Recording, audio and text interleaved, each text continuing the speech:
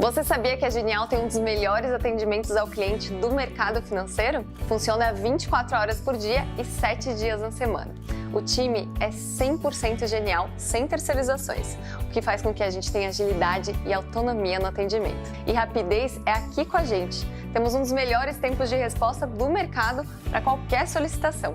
A Genial foi uma das empresas com maior evolução na nota e indicadores do Reclame Aqui. Agora, contamos com você para votar na Genial no Prêmio Reclame Aqui. É bem rápido, assim como o atendimento da Genial.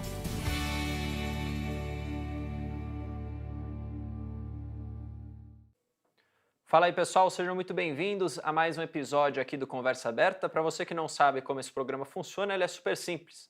A gente traz empresa aqui de capital aberto, com seus respectivos executivos, para responder para os investidores ou para possíveis investidores as dúvidas, para responder também sobre a empresa, sobre as perspectivas futuras, tudo, obviamente, que você quer saber. Isso aqui é um programa super legal, porque eu costumo dizer que às vezes é difícil, para o investidor pessoa física, que é o nosso foco aqui no final do dia no canal do YouTube, ter esse contato com as empresas. E quando a gente faz esse programa, você consegue ter esse contato, tá mais próximo e aí, obviamente, decidir se você investe ou não. O episódio de hoje é Conversa Aberta com a Even e eu tô aqui com o CEO, o Leandro Melnick. Leandro, muito obrigado pela sua presença. É uma alegria para a gente aqui na Genial poder contar com o CEO aqui no Conversa Aberta e, enfim, muito obrigado por estar aqui. Boa noite, obrigado pelo convite, é um prazer poder compartilhar com vocês, com o pessoal que acompanha vocês e esclarecer dúvidas da empresa. Inicialmente, como nem todo mundo conhece a Even, pode não conhecer, a Even, então, fazendo uma breve apresentação, é uma empresa incorporadora com mais de 40 anos de história, que no Brasil já é um fato importante, que abriu capital em 2007. Hoje atua focada em São Paulo, no média e alta renda. É uma empresa em grandes números, que o ano passado lançou 2,4 bi, tem um land bank robusto de 5,8 bi e vem se caracterizando por empreendimentos de alto valor agregado no mercado de São Paulo e com um propósito muito claro de desenvolver produtos diferenciados. Eu sou o Leandro, sou atual CEO da Even, já fui presidente do conselho e estou aqui à disposição para bater esse papo, acho que vai ser bem bacana. Show de bola.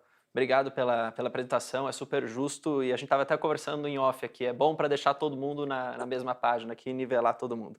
Te trago uma primeira pergunta, Leandro, que inclusive foi mandada de forma prévia até pelo pessoal que acompanha a empresa aqui na Genial. A pergunta é assim: com a perda de renda real das famílias e aumento dos juros, podemos ver uma dificuldade de repasse das unidades lançadas em 2020 e 2021. Dito isso, como que vocês veem a situação dos distratos nos próximos 2 anos? Sabe que esse é um ponto muito interessante, porque quando começou essa alta de juros que se somou ao aumento do INCC, então resultou num aumento da parcela do comprador de imóvel, o comprador de imóvel se compromete com a parcela e, de repente, ela aumenta bem mais do que a renda. E era de se esperar o que tu acabasse de comentar, era de se esperar inicialmente um aumento da inadimplência e, consequentemente, com a inadimplência alta por incapacidade do comprador honrar a parcela, um retorno aos distratos. Não ocorreu isso. Na Even, em várias empresas que a gente acompanha e conversa, o índice de inadimplência da empresa é dos menores que nós tivemos nos nossos registros na última década. Ou seja, os clientes vêm honrando com as prestações, embora tenha acontecido o aumento da prestação ou pelos juros ou pelo aumento do INCC ou pela soma dos dois, e veio se mantendo, então, adimplente. Com os imóveis adimplentes, a gente não tem o fenômeno potencial dos distratos. Então, hoje não é uma situação que preocupa e talvez um dos principais fatores que fez com que não existisse um aumento da inadimplência, embora toda essa situação até adversa por parte do comprador do imóvel, é que o imóvel ele está, de fato, historicamente barato no Brasil em relação ao preço que ele historicamente teve, e essa percepção do comprador que o imóvel não está fora de preço, ela contribui para o comprador do imóvel manter e se esforçar para manter os imóveis, as suas prestações em dias. Então, a gente não tem um problema de inadimplência, consequentemente, a gente não vem tendo nenhum potencial movimento que possa caracterizar uma onda nova de distratos. Boa. Eu queria te trazer uma outra pergunta que eu acho que também é interessante, que hoje vocês têm uma posição de caixa bastante confortável, vocês comparam com o concorrente, né? Mas mesmo assim, a gente pode ver o volume de lançamentos ainda próximo a mais ou menos ali 2 bi por ano. Vocês pretendem, em algum momento, utilizar esse balanço de vocês, que é mais desalavancado, para se tornar talvez um pouco mais agressivo em lançamento nos próximos anos aqui? Não, e eu vou explicar um pouco por quê, porque eu explico um pouco da companhia, da lógica da companhia. Né? Eu venho de uma empresa que é uma empresa inicialmente familiar, hoje também é uma empresa aberta, que é a Melnick, né? Ela é no sul do Brasil, a IVEN detém 40% da Melnick, e eu conto isso porque eu nasci numa empresa pequena, de dono do nosso setor, e depois fiz uma parceria com a IVEN, e ao longo da história assumi inicialmente a presidência do conselho da IVEN e hoje a cadeira de CEO. E eu tenho uma visão muito clara do mercado imobiliário, e é um mercado que tem que saber operar com uma visão e uma lógica de compreensão da macroeconomia, e entendendo um pouquinho de macroeconomia e de Brasil, a gente sabe que ela é muito volátil. Então, uma visão de longo prazo está linkada a ter uma empresa muito sólida financeiramente. A gente busca ter uma empresa de alta rentabilidade, né? O nosso direcionador econômico é ser a empresa mais rentável do Brasil, com ROI alto, na média de um ciclo de 10 anos, ou na média de ciclos continuados de 10 anos. Até buscando um pouco da minha história, a Melnick, antes de abrir capital, teve 21% de ROI, de ROI, acumulado nos 10 anos que antecederam a abertura de capital. E para ter um ROI alto, tem algumas estratégias. E uma delas é ser uma empresa muito sólida. Então, em momentos de crescimento, às vezes o mercado te cobra ser uma empresa mais alavancada, mas quem está há muitas décadas, né, e eu estou com uma empresa de 50 anos familiar e a IVEN, uma empresa de 40 anos, sabe que no Brasil os ciclos de crescimento e de crise são constantes, e manter uma empresa muito sólida, embora possa parecer contra a rentabilidade no curto prazo, ela traz uma rentabilidade histórica média no longo prazo, porque no momento de uma crise tu não está endividado, está em condições de aproveitar a falta de capital estrutural no mercado e adquirir um land bank com valor oportunístico.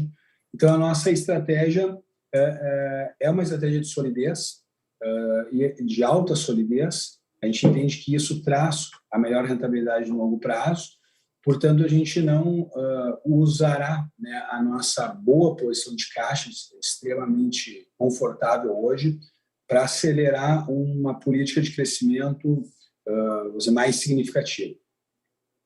Você acabou mencionando a Melnick, e aí uma pergunta em relação também à empresa. A gente pode esperar uma certa redução de participação para destravar até liquidez nos papéis, como a gente viu recentemente nos block trades da Cury com a Cyrela?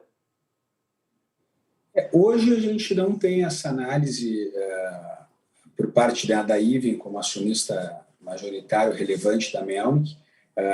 A Melnick fez um IPO recentemente, acho que ela foi muito, até beneficiada por um momento não usual, onde o mercado se abre para um IPO, porque obviamente ele entende que tem uma janela de longo prazo muito positiva, e logo em seguida veio uma reversão macroeconômica. E esse movimento possibilitou a Melnick estar capitalizada no momento de crise, e obviamente a capitalização no momento de crise é diferente da capitalização no momento onde todas as empresas estão capitalizadas e isso não se torna um diferencial competitivo. Então, a Melnick está num momento assim, muito singular, porque ela teve essa condição de se capitalizar no momento onde os demais concorrentes locais da região sul do Brasil não tiveram a mesma condição, e está tendo uma vantagem competitiva muito relevante por causa disso. Então, dentro desse contexto que a Melnick ainda está no início de um processo de uso do seu capital que teve no processo de IPO, que foi um pouco retardado no seu ciclo de investimento devido ao Covid e à mudança de cenário macro, nós não estamos analisando esse tipo de movimento ainda, nesse momento, a gente acha que ainda não é um time para pensar nesse tipo de situação. Boa. Antes de te passar uma próxima pergunta, pessoal, se vocês puderem deixar o like aqui, isso ajuda muito. E lembrando, tá? Usem também aqui o chat, caso vocês tenham alguma pergunta ou alguma curiosidade, que eu também passo aqui para o Leandro ao longo do programa. Queria voltar a falar um pouquinho dos lançamentos. Seria um dos motivos para vocês não acelerarem os lançamentos, essa talvez uma pouca confiança em atingirem essa viabilidade mínima que vocês têm internamente? E aí, quais são os parâmetros dessa viabilidade nos dias de hoje? Bom, vamos lá. Assim, então, o nosso propósito de atuação econômica é ser a empresa mais rentável do Brasil, ou do nosso setor, né? Está dentro desse grupo.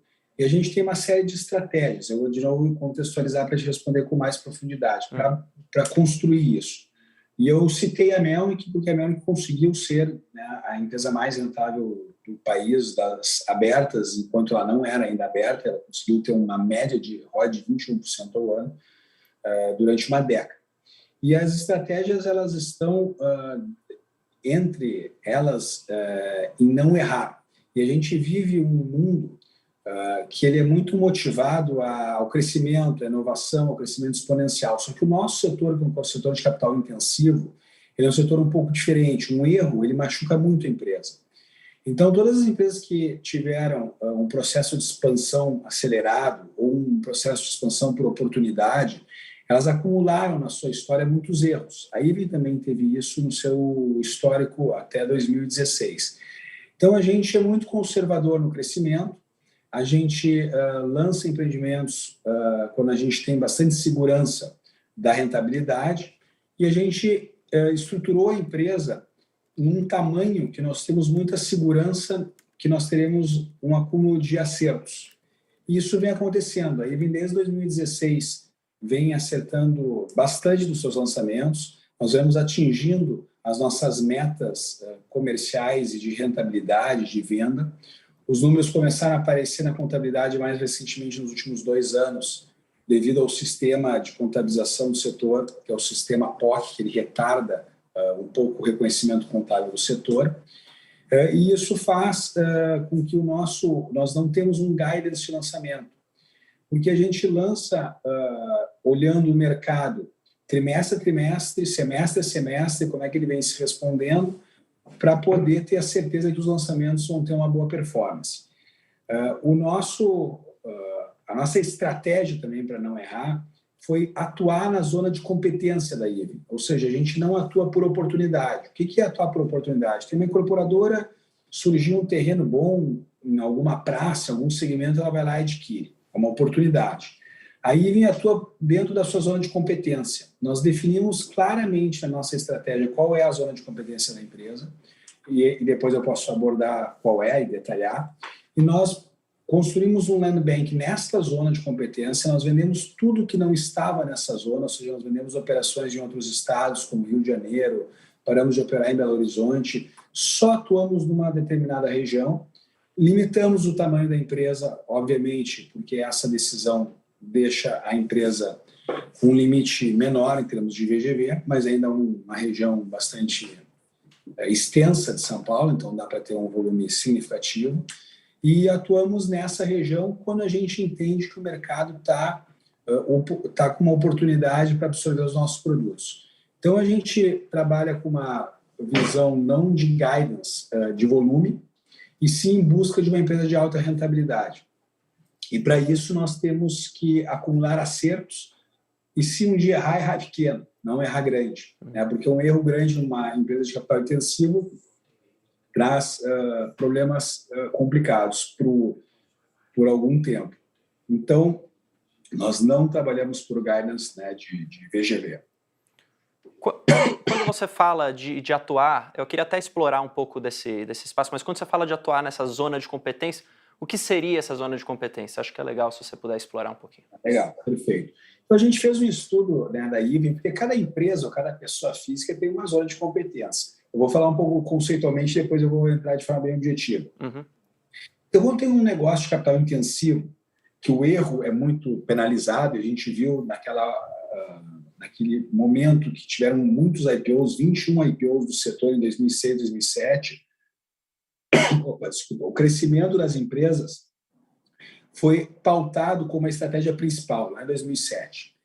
E o crescimento puxou empresas que não atuaram onde elas eram competentes historicamente. E se viu, 10 anos depois, que foi muito equivocado aquela estratégia. Quase todas as empresas que fizeram uma estratégia de crescimento acelerado tiveram seríssimos problemas. Quando a gente analisa o nosso setor em outros países, ou no Brasil, não existe nenhuma história de sucesso no médio e alta renda, de crescimento continuado, acelerado. Nós não encontramos, como encontramos em vários setores da economia mundial, uma incorporadora de média e alta renda grande nos Estados Unidos, ou na Europa, ou na Ásia, ou em qualquer lugar. Existe construtoras grandes, mas não incorporadoras. Ou seja, o nosso negócio é difícil de ser escalado em velocidade acelerada. E sempre que se buscou isso, as histórias, né, não são felizes, desde a Encol, quem acompanha mais tempo o nosso segmento, quanto outras histórias recentes. Então, o que é atuar na zona de competência? É tu mapear o que tu faz bem. E se tu atuar no que tu faz bem, a tua chance de errar ela é muito menor. Então, fazendo uma brincadeirinha para o pessoal entender, bem simples, e eu, como sou de Porto Alegre do Sul, vou usar o churrasco aí como referência. Se o cara é um bom assador de churrasco e se meter a fazer uma lagosta no forno ou um prato francês, a chance de errar ele é grande. Se ele continuar fazendo um churrasco ou, no máximo, um galetinho assado de espeto, ele não vai errar. Então, com essa brincadeira, eu volto para o mercado imobiliário. O que a Even sempre fez muito bem? Ela sempre atuou muito bem em 8, 9 bairros de São Paulo, que é a região de alto padrão, em empreendimentos acima de 250 milhões, empreendimentos de grande porte, na média e alta renda. A Even sempre teve sucesso nessa tipologia de empreendimentos. Então, o que nós fizemos? Nós focamos a empresa nessa metodologia. Então, um empreendimento bom para a Even, um terreno bom para a Even, não significa que vai ser um empreendimento ou um terreno bom para uma empresa, por exemplo, de baixa renda. Não existe assim o que é um terreno maravilhoso. Existe um terreno maravilhoso para a competência da empresa. Então, nós vendemos todos os terrenos e desligamos e se desfazemos, inclusive com a IPO da Melnick, todas as operações que não estavam nessa zona de competência, que são 10 bairros de São Paulo, mais ou menos, 9 a 10 bairros, num tipo de empreendimento que a empresa sempre teve uma alta performance. E nós lançamos muitos empreendimentos de 2015 para cá, quando a gente definiu essa estratégia, definimos uma estratégia clara, um propósito claro, e realmente a empresa teve muito sucesso em quase todos esses lançamentos. Então, fechando o racional, nós definimos uma zona de competência que para a Even é alguns bairros, que é o centro expandido de São Paulo, uma atuação em empreendimentos de média e alta renda, com alto valor agregado, em empreendimentos de médio e grande porte. E ao fazer o que é a zona de competência da Even, não crescer a empresa por oportunidade, que às vezes parece um bom negócio, mas não sendo a competência natural da empresa, a chance de erro é grande, a gente começou a colecionar, né, muitos acertos, poucos erros, os números da empresa mudaram muito. Né? Hoje a Even é uma das empresas mais sólidas do setor, altamente capitalizada, né? Tem um caixa de 865 milhões, tem um caixa líquido sobre o patrimônio, que é muito raro no nosso setor. A gente tem um caixa líquido 16% acima do patrimônio, a gente paga todas as dívidas da empresa e tem um caixa positivo. E é uma empresa que, mesmo com essa solidez de caixa, já está tendo um ROI bem interessante, né? Tem uma rentabilidade alta, considerando a Melnick, que é uma empresa que ela tem 40%, fez a IPO recentemente, tem 13% de ROI. Na operação de São Paulo é algo como 15%, 16%. Então, é mais ou menos essa a estratégia, né? Atuar numa região que a empresa domina bastante, colecionar grandes acertos, se tiver um erro eventual, é um erro pequeno, para não machucar os nossos números, e ser uma empresa sólida para estar sempre preparada para os ciclos do Brasil. Quando o ciclo está positivo, a gente tem como acelerar, porque a gente tem um land bank grande de 5,8 bi, e quando o ciclo não está tão positivo, a gente tem condições de ter um bom resultado, porque a gente tem caixa e tem receita financeira, não tem dívida, e consegue se proteger bem, então, na dinâmica do Brasil, que é bastante volátil. Show de bola. Você comentou, enfim, de novo do caixa, a gente acabou falando que vocês têm uma posição super confortável também se a gente compara aos próprios concorrentes. E até uma pergunta que veio também do chat, que a Monique aqui pediu para questionar, né, sobre o futuro dos dividendos. Então, como que vocês olham para o pagamento de dividendos? Isso tende a melhorar? Como que vai ser para o futuro? Seria legal explorar isso também. Assim, a gente tem uma distribuição de dividendos que foi, né, relevante nos últimos 1 ou 2 anos, e a nossa visão é, sim, ser uma empresa recorrente de pagamento de dividendos. A estrutura assim, funcional da Ivem, a gente fez um grande turnaround nos últimos 5 anos. A gente gerou quase 1,5 bi de caixa nos últimos 4, 5 anos. Nós zeramos todas as dívidas, né, e viramos uma empresa de caixa líquido. A gente teve uma estratégia para fazer isso, porque a gente acredita numa visão de longo prazo, numa empresa. É necessário ser muito sólido financeiro no Brasil para ter uma visão de longo prazo. Ter uma empresa que gera lucro e distribui dividendos, né? Quando a gente tem uma empresa de dono, uma empresa que tem visão de longo prazo, o acionista ganha dinheiro na forma mais usual, gerando lucro e pagando dividendos. Então, a nossa margem do nosso segmento de média e alta renda é uma margem boa, uma margem alta, a margem setorial é alta. E isso ocorre porque normalmente as empresas às vezes têm erros de lançamento e a margem consolidada não é tão boa. Então, se tu errar pouco, tu vai ter uma margem consolidada alta.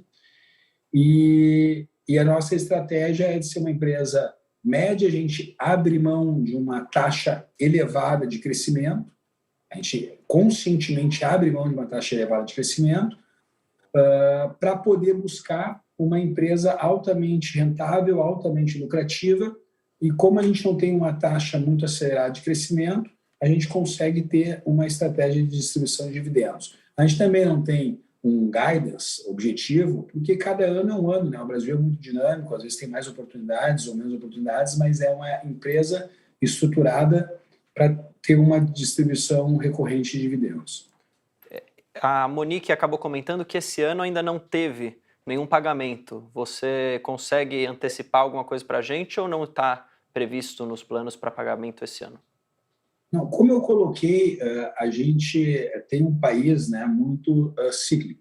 Então, a gente tem uma intenção, uma gestão de uma estrutura de uma empresa que ela é desenhada, né, para gerar lucro e ter uma boa distribuição de dividendos. Mas a gente não tem nenhum guidance, tem uma obrigação pontual. Às vezes a gente tem alguma antecipação, né, como teve no ano passado, que a gente antecipou a distribuição de dividendos, porque foi um ano de muita geração de caixa. Então, no ano anterior a este, nós fizemos distribuição de dividendos antecipadas. E às vezes a gente pega um ano como esse. Esse ano está caracterizado por um ano muito volátil, né? Uhum. Nós estamos num ano de muitas incertezas internas e externas.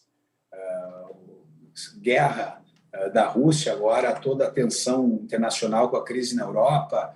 Nós temos o Brasil com essa insegurança política, jurídica que a gente está vivendo diariamente como brasileiro, né? Qual vai ser o futuro do Brasil político, que obviamente tem impactos na economia. Então, é prudente a gente manter, num ano como esse, a nossa distribuição mínima de dividendos, que é 25% do lucro, mas manter o caixa mais robusto até as coisas estarem mais claras. Então, essa é uma política que eu tento passar para vocês, como é que a gente pensa, qual é a nossa cabeça. É uma cabeça de fazer uma empresa que está ocorrendo com geração de lucro e com distribuição de dividendos, mas com um olho muito claro no Brasil e gerenciar a empresa trimestre a trimestre. Por isso que eu não tenho guidance. Eu tenho uma ideia de lançar X bi por ano, mas se o mercado estiver mais absorvendo mais lançamentos, a gente acelera, porque a gente tem land bank, tem caixa. A gente não é comprometido com o volume e a gente não pode se comprometer, né, estruturalmente com uma distribuição de dividendos. Então, não posso responder objetivamente se a gente vai distribuir mais dividendos ou não esse ano, porque a gente está lendo como as volatilidades do mundo, do Brasil, que são muitas, vão se comportar. Então, nós já tivemos uma antecipação ano passado distribuiu bastante dividendos e a gente vai analisar como é que o ano vai se desenrolar, tanto na situação externa quanto na situação interna, para poder determinar qual vai ser a política desse ano. Boa. Antes de finalizar, eu queria te fazer mais uma pergunta, agora olhando talvez para o futuro, né? O que a gente pode esperar, até como investidor, em termos de novos lançamentos? Você acabou falando bastante dos lançamentos, mas quando a gente olha para daqui 1 ano, 2 anos, até, sei lá, 3 anos, o que a gente pode esperar em termos de novos lançamentos? Bom, a Iven está com um land bank assim, fantástico. Realmente a gente se posicionou para empreendimentos de alto valor agregado. O que é alto valor agregado? Não necessariamente é alta renda, é altíssimo padrão. A gente atua no médio e no alto padrão, mas cada lançamento nosso ele é posicionado para ser o melhor da região. Ele também custa um pouco mais caro. O que é alto valor agregado?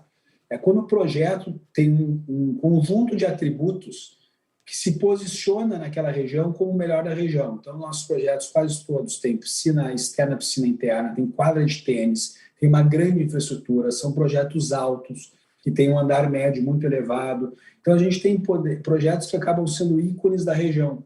Por exemplo, a gente tem o Fazano, no Itaim, que foi um ícone da região, mas nós também temos, por exemplo, o Platô em Perdizes, que para a região é um ícone, quadra de tênis coberta, o maior metro quadrado da região. E a gente tem o Arbo, que no Brooklyn também é um projeto que pegou um preço absolutamente alto.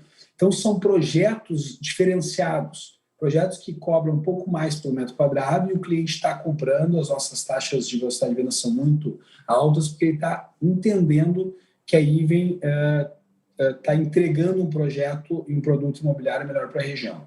Essa estratégia também nos protege um pouco das crises, porque não são projetos iguais, são projetos que têm na sua região, né, de localização lugares onde o cidadão quer consumir, é um desejo de consumo. E o nosso land bank é excelente, nós temos assim, lançamentos acho que maravilhosos nos próximos anos. Os lançamentos têm sido de grande sucesso em termos de velocidade de vendas e nós realmente conseguimos montar durante esse período de crise um land bank muito, muito forte. A gente caracteriza o nosso land bank, a nossa estratégia de compra de terrenos, por comprar várias casas pequenas que montam um terreno grande. Então, em média, a gente compra 25 casas para fazer um terreno. Temos terrenos de 17 mil metros quadrados, 6 mil metros quadrados, todos em regiões, né, de altíssimo desejo de consumo, como Jardins, no Brooklyn, que eu comentei, Pinheiros. Então, a gente pode esperar aí, a continuidade de lançamentos com produtos imobiliários muito diferenciados e alguns que eu arrisco a dizer que vão ser ícones do mercado imobiliário, como foi o Fazano. Temos alguns produtos assim realmente impressionantes para o futuro. Boa, muito bom. Leandro, eu agradeço pela sua participação e eu acho que, deixa o convite aberto para você voltar mais vezes aqui para continuar falando da empresa, nos próximos resultados também. Acho que vai ser super interessante manter essa proximidade e, obviamente, explicar também para o investidor tudo que está sendo feito. Perfeito, eu que agradeço, até para concluir falando um pouco da empresa e do setor. Eu acho que a gente está num momento de muita oportunidade, né? As empresas estão muito baratas e estão muito sólidas. A gente já teve momentos com empresas baratas, mas com macroeconomia não tão favorável, ou com empresas que não estavam tão sólidas. Então, por exemplo, eu vou dizer daí, não é aí uma exclusividade, talvez no setor, né? O preço book da empresa está muito atrativo, as empresas estão com uma posição de caixa, com uma posição de land bank muito positivas. Eu acho que o imóvel deve ter um ciclo de apreciação, ou seja, o imóvel está barato. Para vocês terem uma noção, desde 2014, quando começou a crise, até hoje, o IPCA subiu 58%, o imóvel em São Paulo subiu 20%. Se tu comparar com vários indicadores, o imóvel nunca teve tão barato. Um apartamento de 1.300.000, um apartamento, né, de média alta renda em São Paulo, em 2014 tu precisava 32 carros, por exemplo, HB20 para comprar um apartamento de 1.300.000, hoje tu precisa de 20 carros. Tem vários indicadores que mostram que o imóvel está barato. O estoque pronto da cidade de São Paulo está baixo. Hoje, São Paulo tem 10% do estoque pronto, já chegou a ter 36% do estoque pronto. Então, a cidade está com estoque baixo, pronto, as empresas estão bem sólidas, o preço do imóvel está baixo, ele deve subir, e a curva de juros, que é o ponto mais relevante, né, no valor da empresa no mercado de capitais, tem claramente uma tendência, no médio prazo, de descer a curva de juros. A gente viu aí nos últimos, 60 dias, que a curva de juros de longo prazo baixou algo em torno de 1,5 pontos percentuais e as ações já subiram 30%, 40%. Então, eu acho que está num momento muito interessante para quem investe, entrar no setor. Empresas sólidas, empresas baratas, o mercado de São Paulo com baixo estoque, provável aumento de preço no futuro, curva de juros baixando. Então, acho que é um momento bem interessante aí para quem gosta de estudar de perto aí o setor, está com números bem positivos. Então, deixa essa deixa final, né, já que, como tu comentou, o público de vocês é o investidor pessoa física, então eu quis colocar alguns assuntos aí macro-setoriais que eu acho que são interessantes. Não, super justo. Eu agradeço novamente e fica o convite para você voltar mais vezes, a gente entra em contato com certeza. Um abraço, Leandro, obrigado. Agradeço. Tchau, tchau. Obrigado. Valeu, pessoal, você que assistiu até aqui. E lembrando, tá? Qualquer dúvida, pode deixar aqui de novo nos comentários. Entre em contato com a empresa também, eles vão ser super solícitos, eu tenho certeza. E lembrando, se você quer acompanhar mais episódios do Conversa Aberta, toda quarta-feira, algumas vezes a gente faz na segunda, toda quarta às 7h30, algumas segundas às 7h30 também. Beleza? Tamo junto, forte abraço, valeu!